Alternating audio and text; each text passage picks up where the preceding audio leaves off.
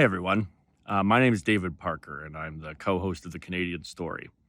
Over the last couple of months, we've been rebranding the Canadian Story to try to bring you better content, but also more professional content.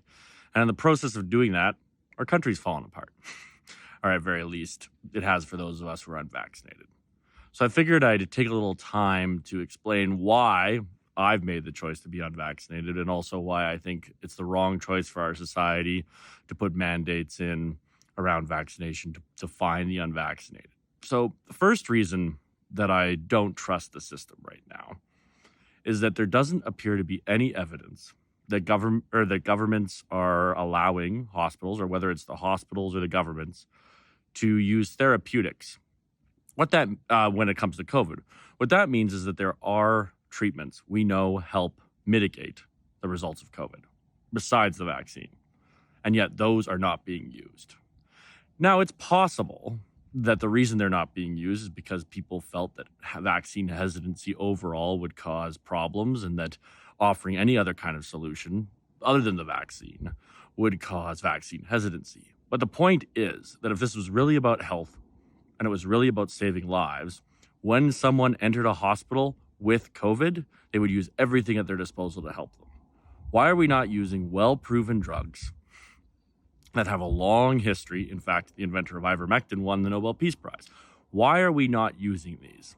So that's the first thing. The second thing is it's become increasingly obvious that the government has screwed up on most of their COVID response. The amount of money that's been spent is leading to rapid inflation, which is the inevitable result of spending too much money and injecting too much fiat currency into the system. But the bigger problem is that the government isn't taking responsibility for their failures.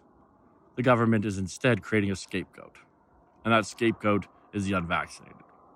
This is a terribly, terribly bad precedent. If we continue down this path, there are really only one of two outcomes. Either the unvaccinated will gather together and become a strong minority group that is fighting for their freedoms and still being oppressed, or we will see the systematic isolation and segregation of the unvaccinated to points that we've seen all throughout the world, whether that be Rwanda or things that happened in Soviet Union during the Gulag era. The creation of scapegoats by governments to deflect their own failures onto another group of people is a story as old as time. If we believe that it couldn't happen in our country, we're not paying attention.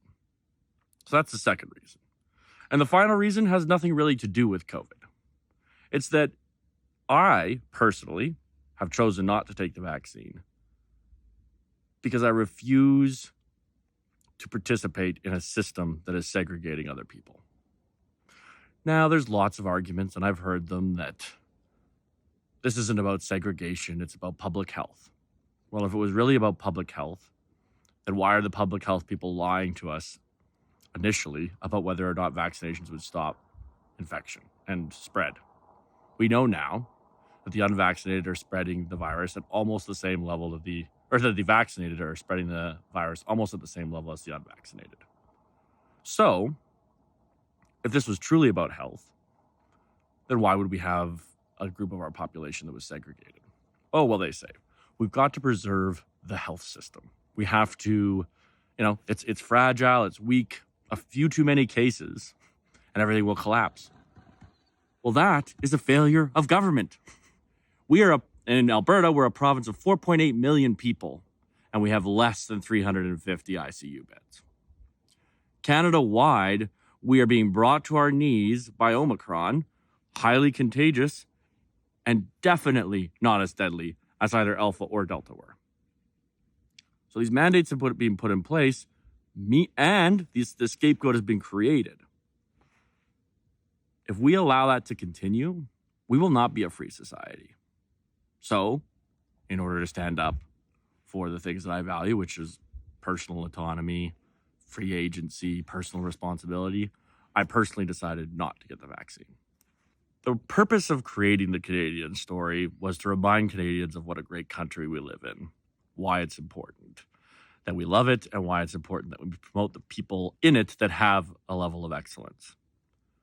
I'm not seeing that happen right now in Canada. In fact, I know a lot of people who are planning on leaving Canada because they feel like they no longer have an attachment to a country that would treat them this way. And I guess my question to all of the vaccinated people out there who are watching this, and many members of my family and good friends of mine are vaccinated. I have nothing against people who get vaccinated.